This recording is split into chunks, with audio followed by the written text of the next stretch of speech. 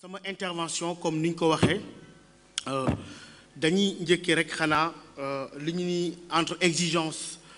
entre appartenance mondialisée et exigence citoyenne quel défi pour la Oumma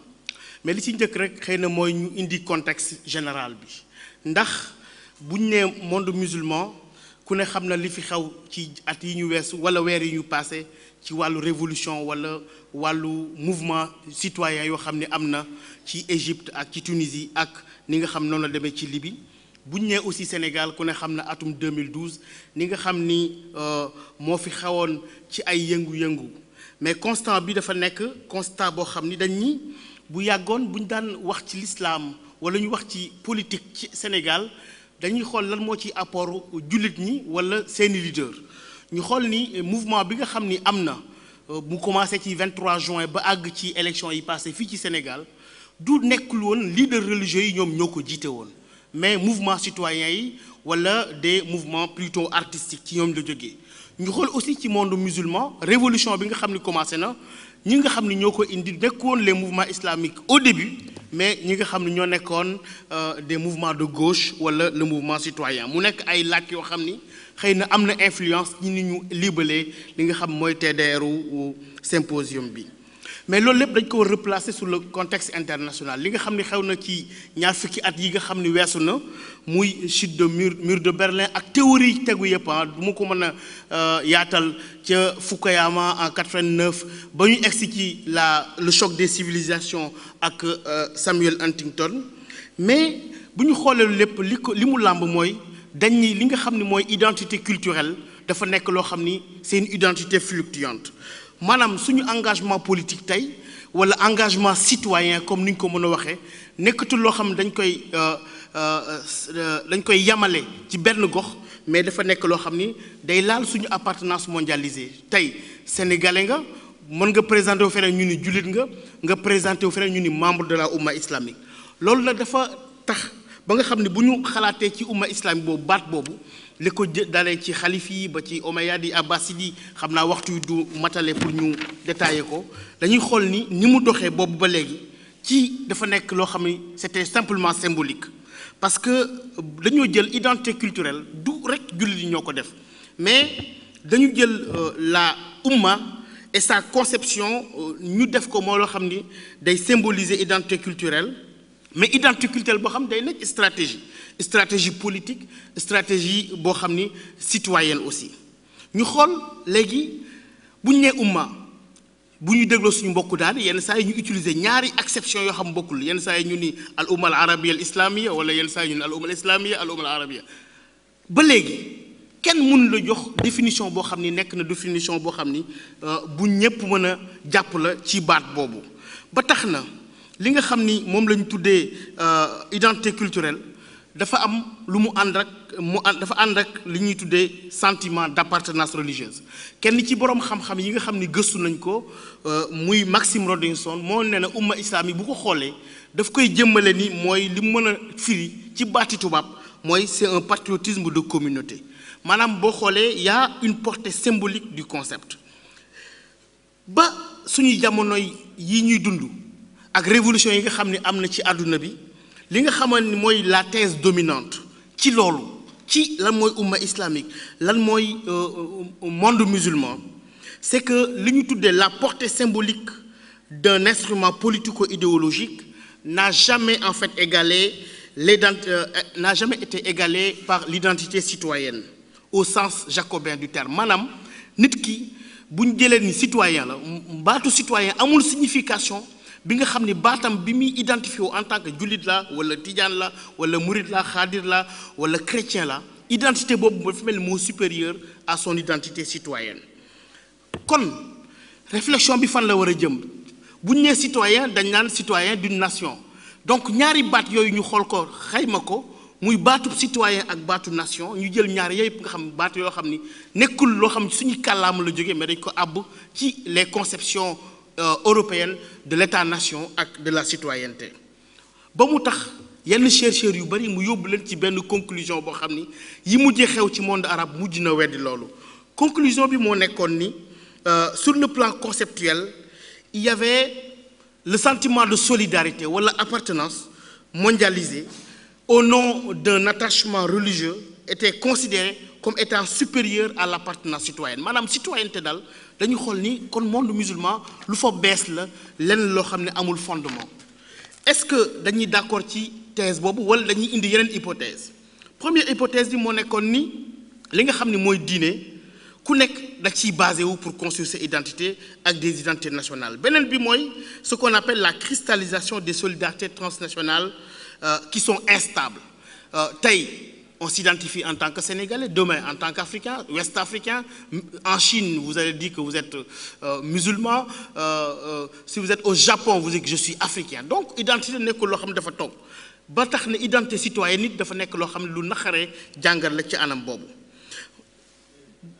Mais fii beneen hypothèse bi may indi mooy troisième hypothèse bi li ñu concerné fii ci Sénégal ak Afrique sowu jant bu ñu ko seetloo dafa mel ni identité religieuse dafa confondre jaxasoo ak identité citoyenne maanaam ñaari imaginaire yi nga xam ne mooy construire citoyenneté mooy imaginaire religieux ak imaginaire politique fii ci Sénégal dafa nekk loo xam ne dafa ànd ba tax na li gëstukat boobu doon wax naan chaque peuple se définit par ses ou son Dieu, le lien social est à la fois religieux et politique. Donc bu ñu xoolee li nga xam moo xew ci Maghreb ci at yi ñu génn wala ñaari at yi ñu génn il y a 5 ans seulement gëstukat yépp y compris man mii di wax ak yéen wala yeneen di gëstukat ci universités yi dans les universités yi nga xam ni sont marquées par la pensée occidentale gëmoon nañ ni loolu mënul am foofu ndax ñaari concept yu ñu mës a développé benn bi mooy le concept de syndrome autoritaire beneen bi mooy le concept selon lequel l'État serait plus fort que la société. Et ñu yaakaaroon ni dans ce monde musulman là l'islam ou la religion en tant que telle était nu ma ko mën a waxee ci làkku nasaraan mooy un surdéterminant indéterminé et qui détermine tout et qui est au-dessus de tout. Kenn xaarul woon li xew Tunisie mu commencé ci dëkk bu mel noonu dëkk boo xam ni dictature yàgg dafa que conscience citoyenne jóge fa kenn xalaatul woon ni ci Égypte bu Moubarak aussi lu mel noonu mën na fa am. dañoo fexe woon ba suñu discours conceptuel ci société yooyu ak société musulmane ñu génne ci li nga xam ni mooy conceptualisation de l'histoire te ñu fàtte woon des éléments historiques yu am importance yoo xam ni xewoon na xëy na concept yi ñoo ñëw Occident indil ñu ko ñu mënuñu koo firi ci suñuy làkk ba ñu yaakaar ni loolu amul mais réalité bi am na damay emprunter rek métaphore boobu ñu defe naa Junayd la ñu wax ci affaire tasawuf ñu naan avant c'était une réalité sans nom et après c'est devenu un nom sans réalité. Donc la réalité citoyenne était là mais le nom en tant que tel d'ailleurs dans l'arabe moderne quand on parle de citoyen le terme est encore ambigu nous n'avons que le terme al-muwatin mu fàttaloo ñu lan ci histoire Tunisie wala histoire monde arabe ku ne xam na ne ay réformes wala renouveau wala révolution du lu fa bees bu ñu xoolee histoire 19e siècle avec les réformes de Khaireddine Bacha ñu xool aussi réformes yi nga xam ne malgré je dis malgré Bourguiba indi woon na ko système tunisien mais ay penseurs yoo xam ne 19e siècle 20e siècle ñu ngi doon bind loo xam ne ci wàllu genre tey bu ñu koy xalaatat dañ naan idée yu avancé la comme ku mel ni Tahir al-Haddad nga xam moo bind Imra'atuna fi shariati wal mujtaba ma yaakaar ni tey bu fekkee dañoo revisiter ces paradigmes là ñu inscrire l'universalité ñu inscrire ci biir universalité tous les particularismes parce que li yàq le monde aujourd'hui wala li indi coow yi mooy particularisme le culte des particularismes fàtte ko inscrire dans l'universalité te ku ne xam na ni loolu buñ ko defee dañuy nekk soit ci ñaari extrêmes yoo xam ni benn du ci loo xam day avancer loo gëstu wala wàllu xam-xam benn bi mooy essentialisme benn bi mooy culturalisme xëy na du ma am jot pour mën koo gën a détailler te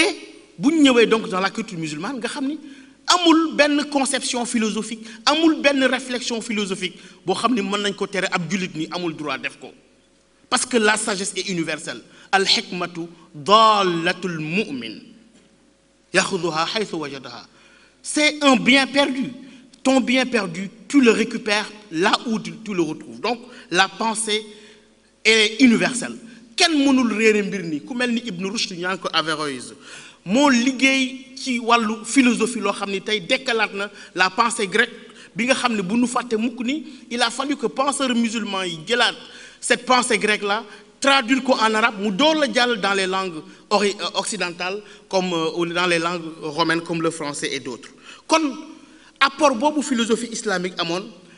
mu ñu tabax ko nag ci diversité acceptation de la diversité damay fàttali toujours di wax ni la base en islam du uniformité mais c'est la diversité bu ñu delloo ci téere bi may faral di citer toujours bu Shahrastani lui il parle bien de al-milal wan nihal. Il parle des voix, des différentes voix. Le pluriel est bien marqué. C'est jam au taksir là qu'on voit dans cette expression. Ba tax na tey même ci wàllu salafisme man damay utiliser ce mot là mais je parle du salafisme djihadiste kenn weddiwul ni le terme salaf as-salih nga xam ni suñu maam Cheikh El Hadji Malick utilisé na ko suñu maam Cheikh Ahmadou Bamba wala ñeneen ñu mel noonu ci réew mi kenn mënul weddi ni ñooñu mooy maanaam les pieux anciens ñooñu roy leen. kenn moomu ko kañ la problème bi am bi ñu demee ba jël ko def ko benn moomeel politique bi ñu jëlee concept bi c'est-à-dire la manipulation des symboles religieux pour des motifs politiques loolu la ñuy dénoncer kenn dénoncé wul le salafisme en tant que tel comme ku xam la mooy baatu salafisme nga xam dañ naan as-salafu salih d'un côté et al-khalaf at-talih de l'autre ba ñu dem ba nga xam ne li ko lal surtout salafisme wahhabisme ku ne xam ne li ko lal c'est politique ce n'est pas religieux c'est cette concordance entre les al saoud ci Arabie saoudite ak les al cheikh kii amoon na doole bëgg na jël nguur mais amul légitimité religieuse bu ko may mu tombeek kee nga xam ni amoon na xam-xam ci wàllu amoon na ay xalaat yoo xam ni moom rek wéete woon na ko ba wàllu ijma sax du ko faale ku dul Ibnu Taymi wala keneen du la considérer ñoom ñaar ñu lëkkaloo kee jox ko dooleem ju mu mën a imposer ay xalaatam keneen ki jox ko ay légitimation religieuse mu nekk l'onction religieuse pour son message loolu la ñuy critiquer cette couverture politique bi ñu jël muur ko ci salafisme ëmbe ko wahhabisme bëgg ko imposer dans le monde. Je ne suis pas d'accord ñun dañuy jaamu ay bàmmeel au Sénégal musuma ko gis li ñuy bañ kay ñoom ci seen salafisme boobu ak seen wahhabisme boobu mooy baatub tawassul nit ku baax nga jokk ci moom yàlla taas la ci barkeem mais damay wax ni et j'ose le dire ici dans cet amphithéâtre et je le dis à l'université peut-être ñu baal ma sama liberté de ton damay wax ni mais nit moo gën kaaba gi wala xat karam naa bani aadama yàlla def barke ci kaaba nga wekku ci ñaan nangu barkeem ngay fóon benn xeer est-ce que da nga koy jaamu xajarul aswad mais yàlla def barke ci nit ku baax nga def ci tawassul te question yooyu ñu indi ñu ko tey ci yeneen téere yu ñu mool ngir faagaagal ak diddi li fi suñu maam yi jàngale woon indi fi leneen loo xam ni xëy na ay xuloo yu ñu jëggaani la bëgg ko indi suñu société bokku ci question yooyu mas nañ ko répondre yàgg na Youssouf Ibrahim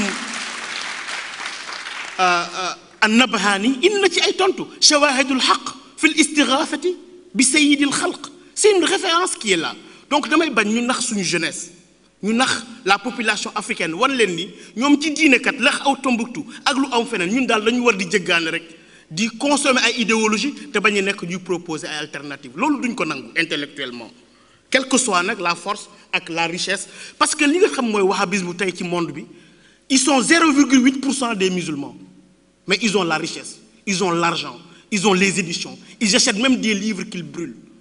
kon nag taxawaay boobu ñoom sëñ Xaadim doon wax taxawaay boobu Abdou Aziz Kébé wax fii tey dafa war ñu dundalaat ndono li nga xam moom la jëlee ci mag ñi xam ni fii ci Afrique tout ranke wuñu diine bay dem di jéggaani leneen mais dañu war a proposer alternative parce que monde arabe échoué nañu seen islamisme entre arabisme islamisme fu mu leen jëmee xoolal la fa xew actuellement te tey ba léegi le pacte social ce que j'appelle le contrat social sénégalais fonctionne à merveille lu tax cet islam soufi bi nga xam ni moom la ñu imprégné mu dugg suñuy culture ñu mooñaale ko ak li nga xam ni mooy suñuy aada ak suñu sant te yàqu ko te amul contradiction may ñëwaat ci li nga xam ni moo ñu war a may léegi ñu jóge ci xalaat yooyu pour agsi ci renouveau te renouveau du question wedd li fi nekkoon ku mel ni Ibn Khaldoun du ma mën a am temps pour arrêter mais bu ñu jëlee les équivalents des concepts qu'on manipule comme la République de Platon mais al-baladu tayyib dans le Coran Madina al-Fadila bu Farabi la philosophie de l'action même pour génn ñu ci inertie bi monde musulman nekk tey boo xoolee Seydi Hadji Malick ni mu couplé ces deux choses là la connaissance et l'action wa in amalan an kahta ilman tanasala bi mulkin mudamin laysa fihi xurubu ba pare li ci gën a am solo mooy sew-sew bi nekk ci biir bayit boobu nga xam ni li nga xam mooy le critère de durabilité et le critère de stabilité dans l'exercice du pouvoir kon xëy na bu ñu wax gouvernance politique wala ñuy wax leneen am nañu lu ñu mën a jëlee ci suñu mag ñooñu wala li nga xam moom la ñu produire fii mais est-ce que li may daanele parce que lu ñu war a génn ci apologétique sama maam moo fi gënoon suñu yonent moo fi gën et cetera mais ñun fan lañu toll tey ci àdduna bi c'est ça la question primordiale moo tax ñu poser ces questions là est-ce que renouveau la est-ce que problème de réforme la wala problème de révolution dans le sens du bouleversement des modes de pensée loolu mooy le débat réel te loolu tuuranke wuñ ci ki nga xam ni évolution du baat boo xam ni baat bu négatif la évolution c'est pas quelque chose de négatif parce que le secret de l'éternité du message coranique réside dans la capacité de ce message à être réinterprété infiniment et à être compatible avec tous les modes de société, ce qui fait l'universalité de l'islam. Donc il ne faut pas en avoir peur. Xam nga ragal gi am ci loolu kañ la commencé ba ñu commencé lakk ay téere di dàq ay philosophe ci Andalousie mën nañu wax ni boo xoolee ñaar date bi dafay nekk maa ngi wax sous le contrôle des historiens dafay am benn coïncidence 1492 mooy bu ñu ko waxee ñu bëri ci ñun ci école occidentale la ñuy xalaat ba découverte de l'Amérique par Christophe Colomb et même mais aussi 1492 mooy la chute de Grenade ci Andalousie donc ñii nekk dans une phase ascendante monde musulman dugg dans une phase descendante ce qu'on appelle al-inhitat mais pour faj loolu am na ay xalaat yoo xam ni ci laa bëgg a jeexale damay citer rek benn ouvrage boo xam ni xëy na siiwul lool mu nekk ouvrage boo xam ni Seydi Cheikh Ahmed Tidiane Sy Al Maktoum nga xam ni mooy xalifa bi tey moom moo ko bind wala boog ay conférence am la benn xalaatkat boo xam ni ku xam monde arabe xam nga kooku mooy Yahya Haqqi moo ko jël ay conférence yu mu defoon au Moyen-Orient dajale ko ci benn ouvrage muy ñëw ci yenn remarque yu may indi rek ci qu'est-ce que le musulman est-ce que le vrai musulman mooy ki nga xam ni nee na suñu tuddee yonent bi ci lu ñaaw nga génn wane exploser de colère wala musulman mooy ko am conscience mooy am ko am cette conscience citoyenne mu ni ci biir téere boobu je cite en arabe après peut-être je vais rapidement synthétiser en 2 phrases en français innama al muslim huwa tilka as-surati al-hissiya al-khalida allati nasha'at wa tatawwarat مع ذلك المعترف وسوف تبقى معه إلى أن تسير الجبال وتسجر البحار وتزوج النفوس هذه الصورة التي تمشي وراءها المنظمات وتمشي وراءها الأديان والتي يتجر بها المتجرون ويتغاضى بها et je continue mu ni musulman mooy nga xam ni ci gàttal dafa inscrit dans cette évolution là parce que ku ragal débat wala évolution tamit da nga fekk nga bëgg imposer say opinion parce que tamit il faut ñu xaajale yenn yi bon am na politique ak religion bon mënuñu tere ku nekk ci religion mu def politique et vice versa parce que tamit nit ki mënoo nekk mu nekk une personne schizophrénique nga ni ko li nga gëm warul déteindre ci li ngay défendre mais Abdullah ibn al-Muqaffa à l'époque des Abbassides dafa wax lu am solo au 8e siècle mu ni celui qui prend son opinion pour une religion sacralise son opinion et tue le débat mais celui qui fait de la religion une opinion politique expose la religion au débat et à la divergence, à la convergence, à la divergence. loolu mooy le véritable questionnement et Serigne Cheikh Ahmed Tidiane Sy Maktoum mu ni wa hadha ma yadullu ala anna al muslimu juz'un mutatawwir min asma'i maani tatawwur donc du nekk moo bu mu ragal atatawwur min madha min al hikmati la sharika fiha wa anna hayatuhu al muzdawija marhalatun min marahil hadha التطور وأن الأحكام كلها إرشادات وتوجيهات تأخذ بزمام المسلم وتصور له القيمة وعلمك ما لم تكن تعلم وكان فضل الله عليك عظيما ولم يكن لهذه الأحكام من مصدر معين إلا الوحي certes وإلا التجريب وكل منها يتحقق ويتطور تحت رقابة الحكيم العليم Inna nahnu nazzalna zikra wa inna lahu lahafizun. Ce qui nous renvoie à l'éternité de ce message et le secret de cette éternité-là et la capacité des musulmans à l'interpréter. D'ailleurs, s'il s'agit de messages religieux, s'il s'agit d'une inspiration divine, cela n'exclut pas le débat et la réflexion. D'ailleurs, le Coran ne parle qu'à ceux qui réfléchissent. On le voit. Et je vais finir par cette citation-là pour conclure. Il dit, pour revenir sur cette relation entre inspiration divine, entre wahi et réflexion. إن العبارات الموجودة في الكتب المقدسة لا تعين الحقائق إلا بقدر ما توافق هذه الحقائق تطور العقل البشري وإلا بقدر ما تنتظم مع مقتضيات المفاهيم التي تساير هذا التطور le mot évolution qui revient حيث أن الكتب لا تنزل بلغة الغيب وإنما تنزل بلغات الأمم ووفق الأدوات المنطقية والحوارية التي تستعين بها هذه الأمم على تحليل الغوامض التعبيرية وعلى تطبيقها. On n'aura pas le temps malheureusement de détailler tout cela, mais tout simplement pour dire que la pensée ne nous a jamais été interdite. Ce qu'on refuse par contre, c'est ce terrorisme intellectuel qui nie la diversité des réalités islamiques, qui nie l'apport de certains peuples, qui impose d'autres apports parce que ces apports-là ont les moyens financiers et les moyens idéologiques de répandre leur idéologie, d'où tout le sens de la résistance au sens citoyen du terme à ce terrorisme intellectuel-là et savoir que la citoyenneté, si citoyenneté veut dire forcément implication sociétale, je pense que le musulman doit être un citoyen modèle. Mais tout simplement pour revenir à cette responsabilité initiale de l'être humain, parce que lorsque ce vicariat, cette khilafa, cette gouvernance lui a été confiée par Dieu, fahamal al-insan,